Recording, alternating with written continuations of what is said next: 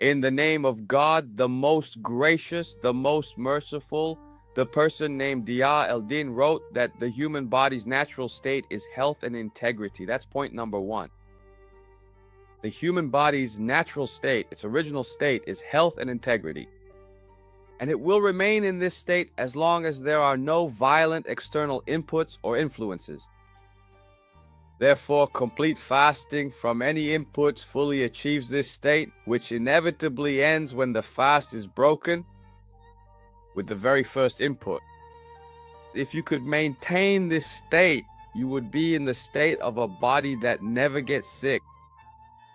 Statement number 2, every input to the body carries harm, just as it carries benefit, which is keeping this body alive and nourishing it with what's necessary to remain active and functional. As long as the input has waste that settles inside you, then it has certain harms. Waste that needs to be excreted, that's the harm. So waste that needs to be excreted and that the body needs to get rid of is harmful.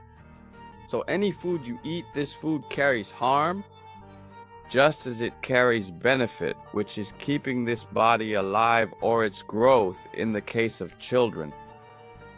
Number 3, every input to the body is considered a foreign object by the body.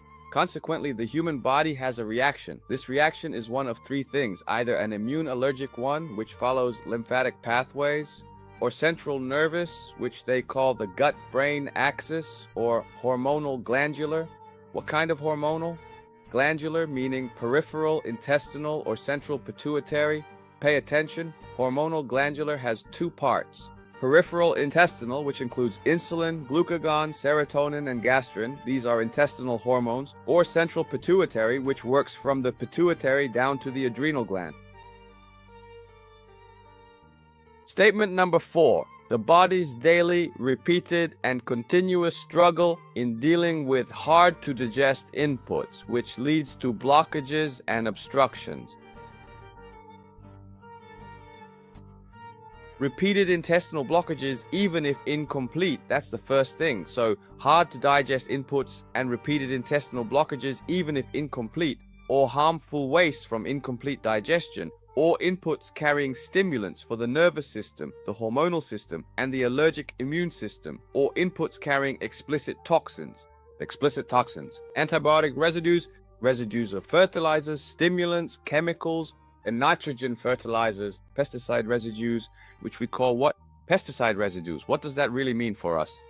So what? Well, it's actually the body's struggle to deal with these leftover chemicals, dealing daily with these inputs, hard to digest, causing intestinal blockages, frequent even if partial, harmful waste from incomplete digestion, triggers for your nervous, hormonal, immune, and allergic systems.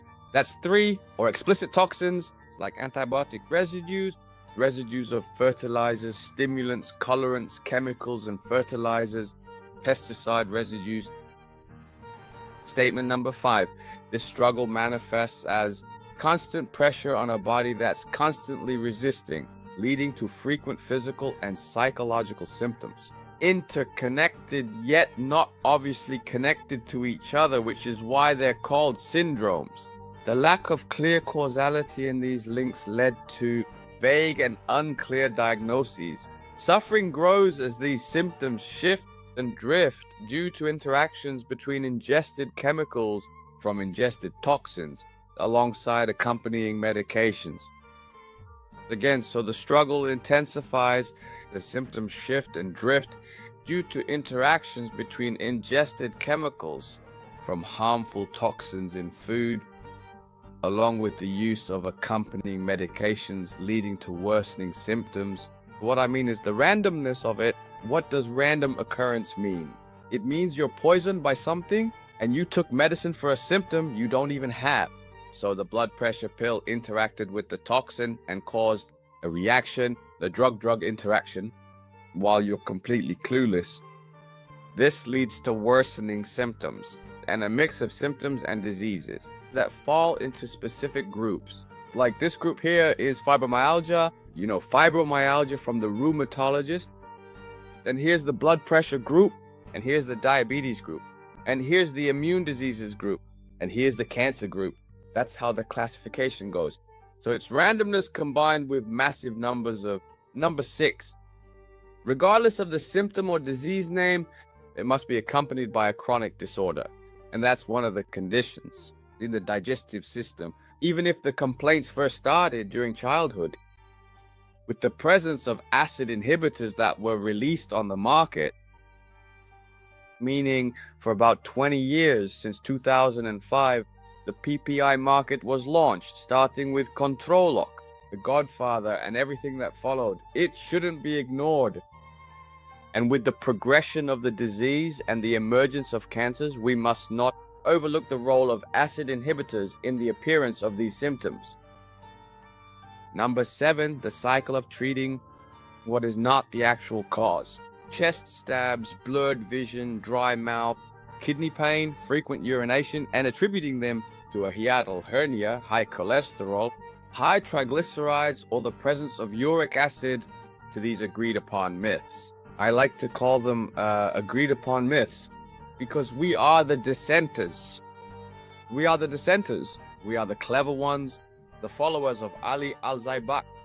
Statement number 8, changes in analytical evidence, which are clinical laboratory investigations, the laboratory.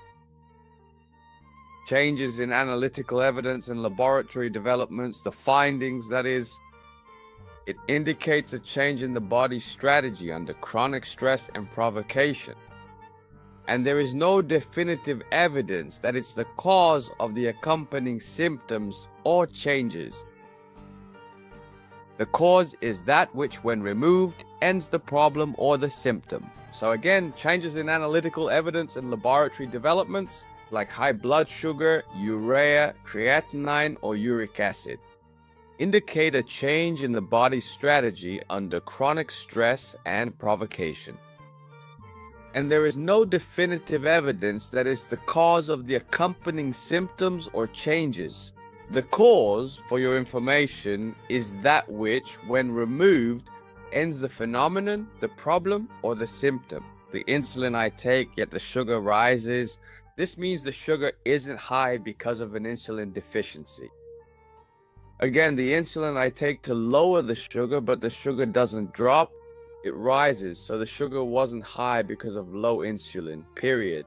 Again, the insulin I give, which lowers the sugar, but doesn't improve erectile function, means sugar isn't the cause of the dysfunction.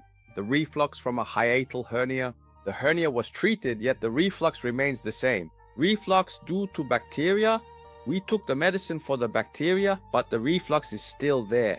Just the same. Number 9, drawing conclusions from lab evidence, like sugar and acetone, HDL and LDL, urea and creatinine, minerals and conductive mineral fluids, the electrolytes, sodium, potassium, and chloride, and linking it directly to the type of food, is superficial, specific, and completely wrong. What does that mean? Let's go back to number 9. Drawing conclusions from lab evidence, like sugar, acetone, HDL, and LDL, urea, creatinine, minerals, and mineral fluids, and linking it to the nature of food, that's just wrong. 100% wrong. Why? Because these markers are the same in all types of mammals and egg-laying creatures that have a liver. I mean, a crocodile has a liver and a chicken has a liver. And mammals, like a cow that eats grass, and a tiger that eats meat and drinks blood. All of them have sugar, acetone, HDL, LDL, urea, and creatinine. Even a mouse. So mammal. And egg layers, like birds, chickens, and crocodiles that have a liver, must have what I mentioned: HDL, LDL, acetone, sugar, urea, and creatinine. It's nature. God created it that way. The liver produces these things. The liver produces these things. So all herbivores, carnivores, and omnivores, everything with a liver, pigeons, chickens, and crocodiles, all of them have acetone, urea, creatinine, and sugar. And monkeys, by the way, because I really like monkeys.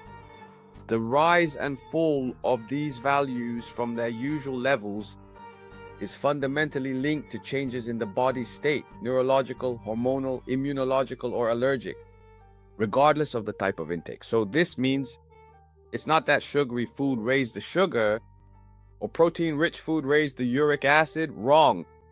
Wrong. That's just wrong. The rise and fall of these indicative values from their usual observed levels is fundamentally linked to changes in the body state, neurological, hormonal, immunological, or allergic, regardless of the type of intake. So this means that as a duck-legged duck creature, I'm the same as a tiger, meat eater and blood drinker. Do you get it? I'm just a duck with a duck's leg. Equated with the tiger, the meat eater and blood drinker, both of us have creatinine and both of us have urea. You have sugar and acetone, and so do I. Look, no matter what you eat, your body will react. Your body will react based on a specific strategy. This strategy is triggered because you put it under stress. It says, I'll handle this stress this way. Do you understand? Number 10, the final point in the statement. The body's ability to recover and heal itself through replacement, substitution, manufacturing, and synthesis. By resisting, preventing, forming, and dispersing, integrated, harmonious, and endless until death, your relative health is essentially equal to your ability to avoid toxic inputs in your life. Yawan, if you have zero toxic inputs, that means your health is, in a sense, infinite. And that was the very last point of the statement. The statement itself has 10 points, and I signed it at the end. A lifestyle, zero medicine, zero medicine. I mean what I say. All of it, zero medicine. I have no ulterior motive. Your health is in your hands. Whoa, I've said my piece. I am finished.